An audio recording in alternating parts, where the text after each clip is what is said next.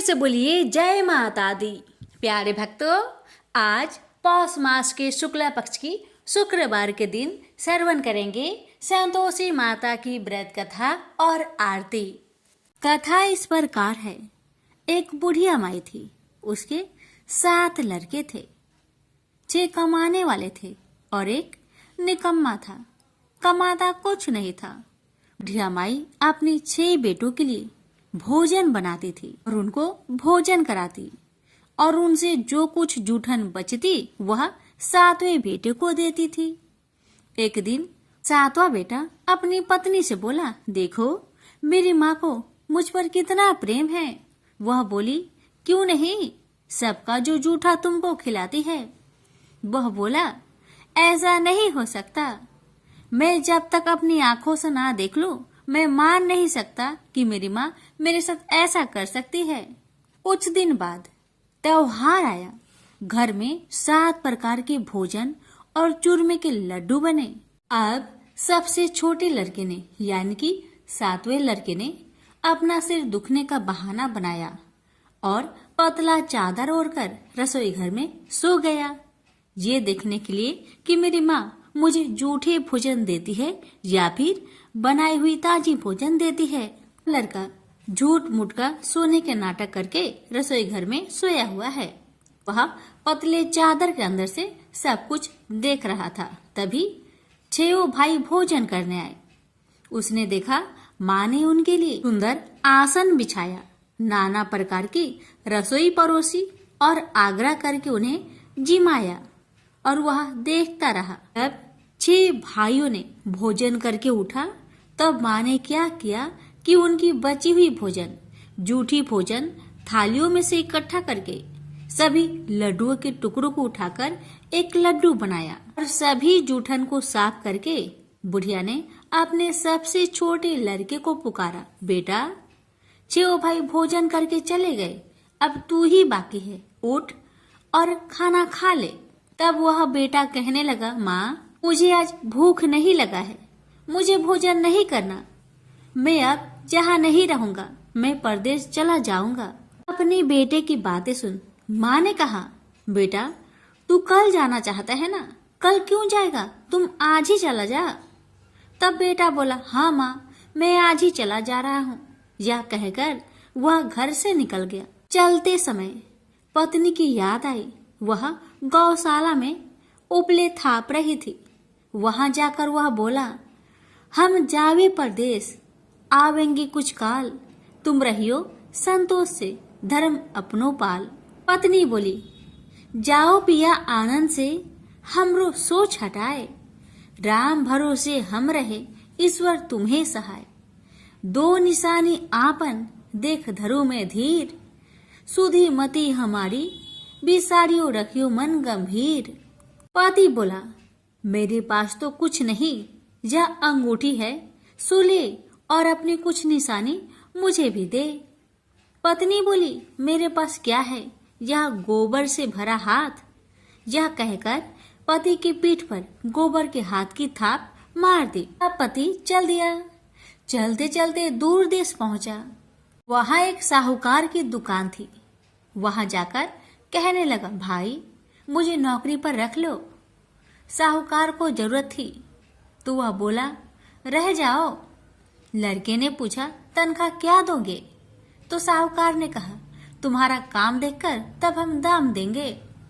साहूकार की नौकरी मिली। वह सुबह 7 बजे से 10 बजे तक नौकरी करने लगा। कुछ दिनों में दुकान का सारा लेन देन, हिसाब किताब, ग्राहकों को माल बेचना, सारा काम करने लगा। साहूकार के 7-8 नौकर थे। वे सब चक्कर खाने लगे। यह तो बहुत होशियार बन गया है। सेठ ने भी काम देखा और 3 महीने में ही उसे आधे मुनाफे का हिस्सेदार बना लिया।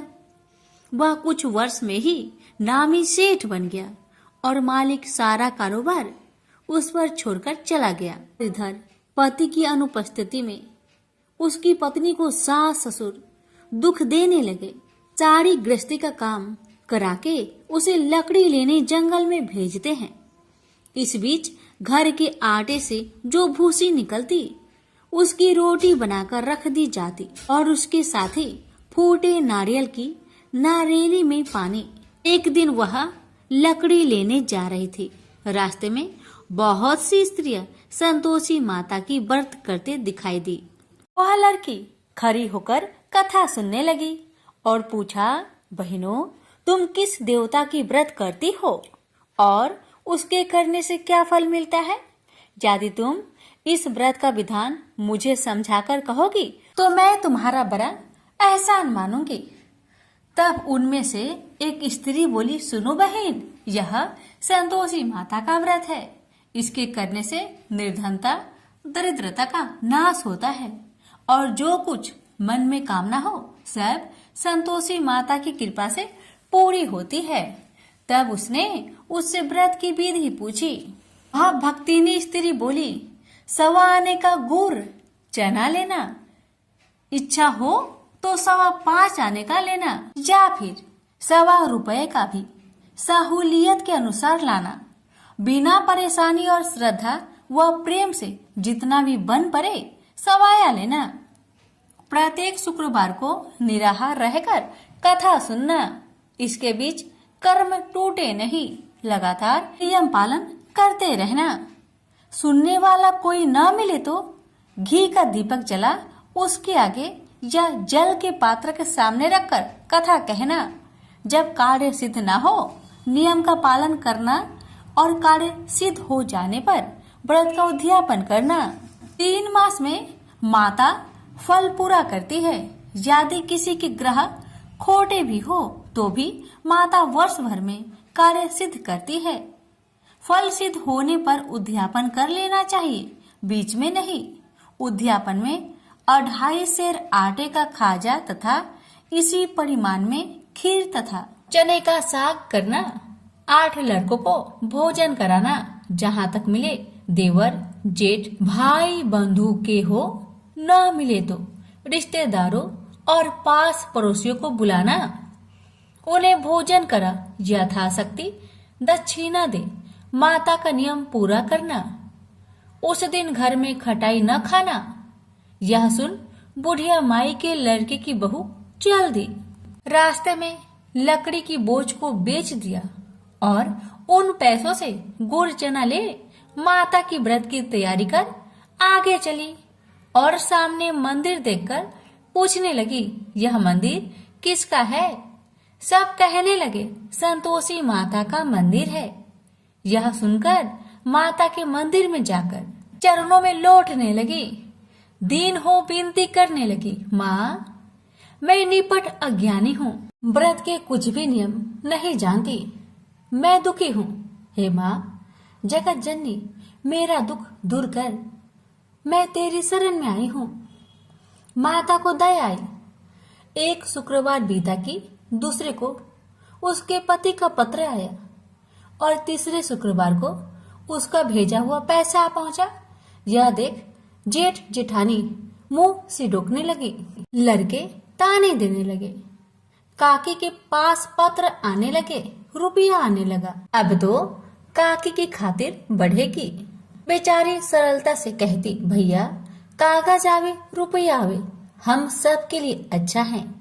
ऐसा कहकर आंखों में आंसू भरकर संतोषी माता के मंदिर में आ मातेश्वरी के चरण में गिरकर रोने लगी। माँ, मैंने तुमसे पैसा कब मांगा है माँ?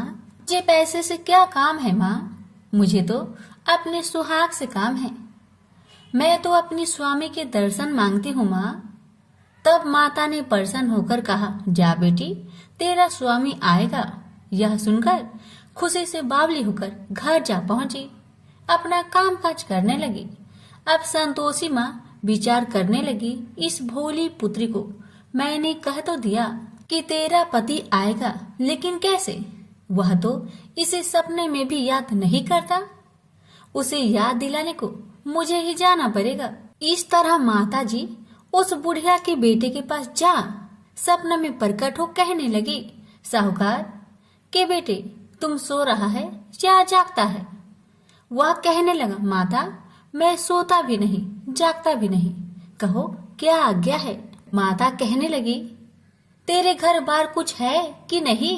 वह बोला, मेरे पास सब कुछ है माँ। माँ बाप है, पत्नी है, क्या कमी है माँ?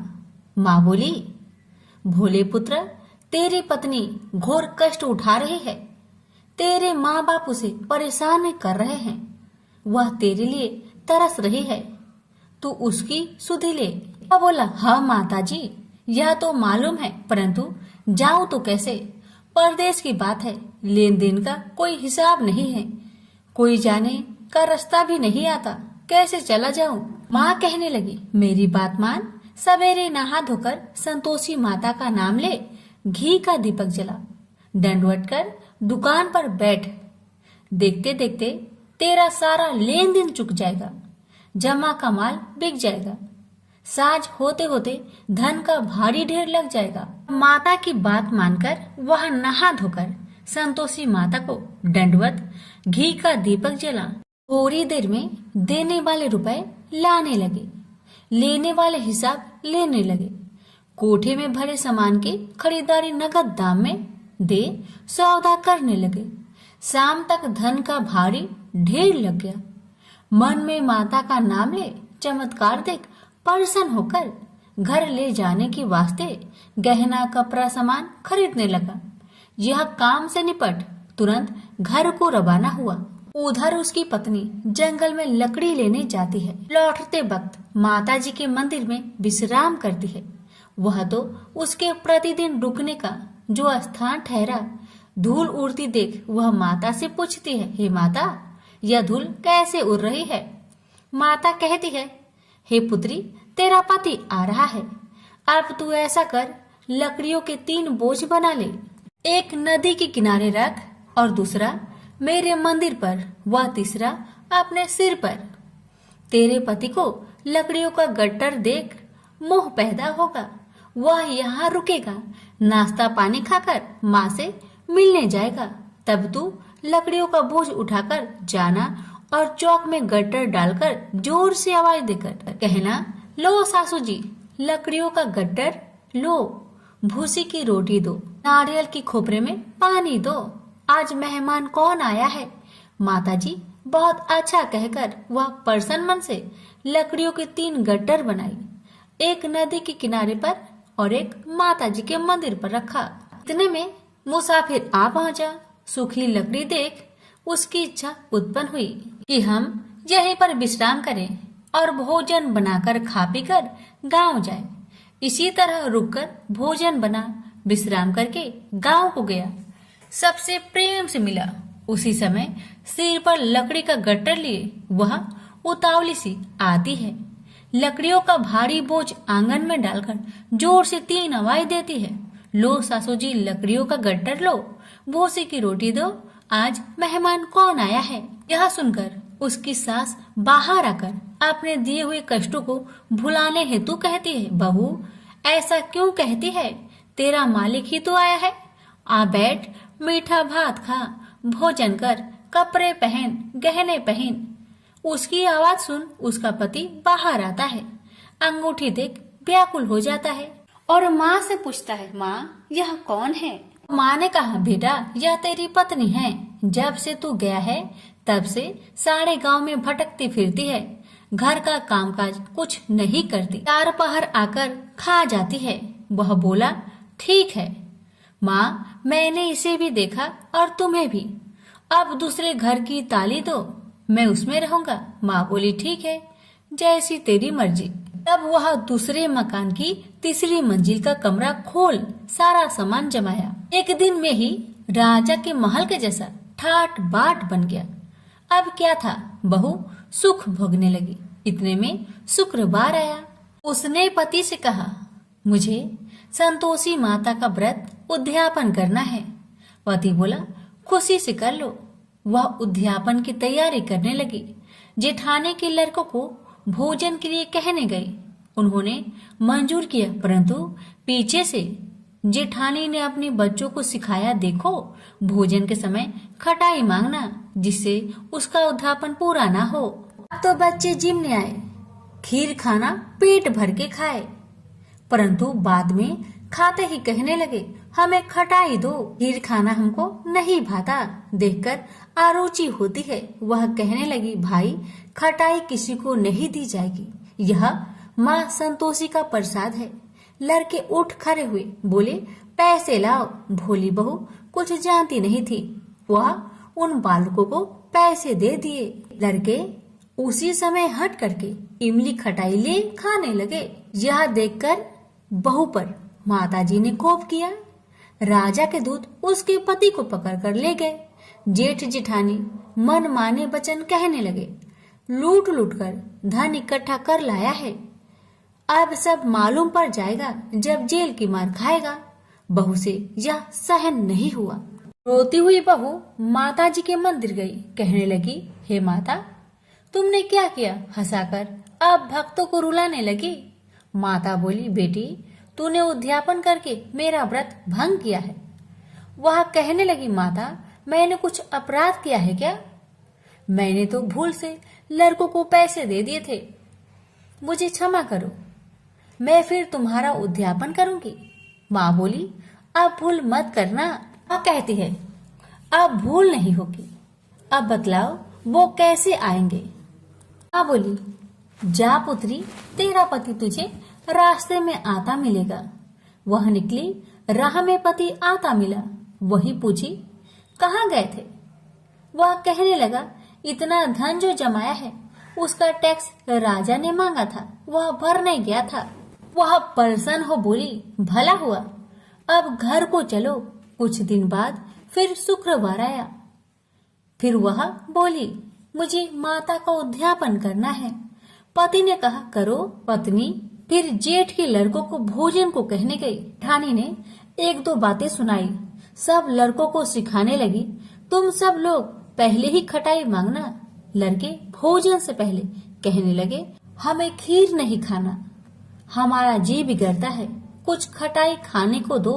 वह बोली, खटाई किसी को नहीं मिलेगा, आना हो तो आओ। वह ब्राह्मण के लड़के को लाकर भोजन कराने लगी। यथाशक्ति दक्षिणा की जगह एक एक फल उन्हें दिया। संतोषी माता प्रसन्न हुई। माता की कृपा होते ही 9वें मास में उसके चंद्रमा के समान सुंदर पुत्र प्राप्त हुआ। पुत्र को पाकर प्रतिदिन माताजी के मंदिर में जाने लगी। माँ ने सोचा, यह रोज आती है, आज क्यों न आए, इसके घर चलो। यह विचार कर माता ने भयानक रूप बनाया। गुड़ चने से सना मुख, ऊपर सूर्य के समान होठ, उस पर मक्खियां भीन भीन कर रही थी। दहली पर पैर रखते ही उसकी सास चिल्लाई, देखो रे देखो, कोई चुड़ैल डाकिन चली आ रही है, लड़कों इसे भगाओ नहीं तो किसी को खा जाएगी। लड़के भागने लगे, चिल्लाकर खिड़की बंद करने लगे। बहू रोशनदान में देख रही थी, प्रसन्नता से पगली बन चिल्लाने लगी, आज मेरी माँ मेरे घर आई है, आज मेरी माता मेरे घर आई है। वह बच्चों को दूध पीने से हटाती थी। इतने में सास का क्रोध फट पड़ा। वह बोली, क्यों उतावली हुई है, बच्चे को पटक दिया। इतने में माँ के प्रताप से लड़के ही लड़के नजर आने लगे। वह बोली, माँ जिसका मैं व्रत करती हूँ, यह वही संतोषी माता है। सबने माता जी के चरण पकड़ लिए और विनती कर कहने लगे, हे माता, हम मूर्ख हैं, अज्ञानी हैं, तुम्हारे व्रत की विधि हम नहीं जानते, व्रत भंग कर हमने बड़ा अपराध किया है।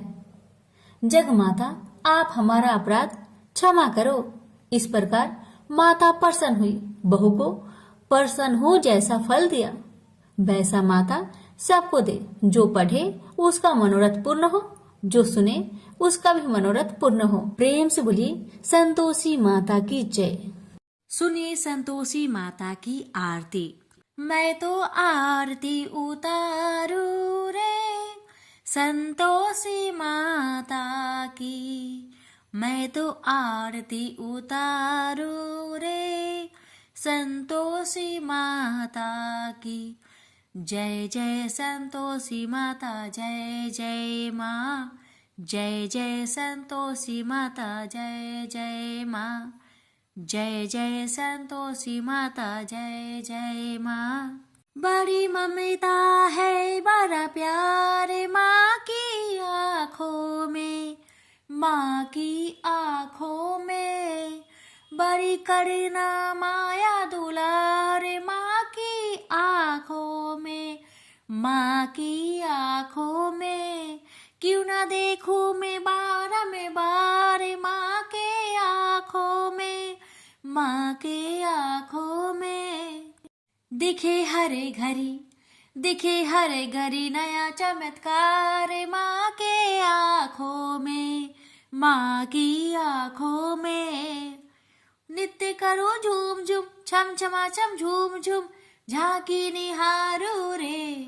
मैं तो आरती उतारू रे संतोषी माता की, मैं तो आरती उतारू रे संतोषी माता की। जय जय संतोषी माता जय जय माँ, जय जय संतोषी माता जय जय माँ, जय जय संतोषी माता जय जय माँ। सदा होती है जय जयकार माँ के मंदिर में, माँ के मंदिर में। नित्य झांझर की हो भी झनकार माँ के मंदिर में, माँ के मंदिर में। सदा मंजीरे करते पुकार माँ के मंदिर में, माँ के मंदिर में। वरदान के भरे हैं भंडार माँ के मंदिर में, माँ के मंदिर में। दीप धरो धूप करो प्रेम सहित भक्ति करो जीवन सुधारू रे। मैं तो आरती उतारू रे संतोषी माता की, मैं तो आरती उतारू रे संतोषी माता की। जय जय संतोषी माता जय जय माँ, जय जय संतोषी माता जय जय माँ, जय जय संतोषी माता जय जय माँ। प्रेम से बोलिए संतोषी माता की जय।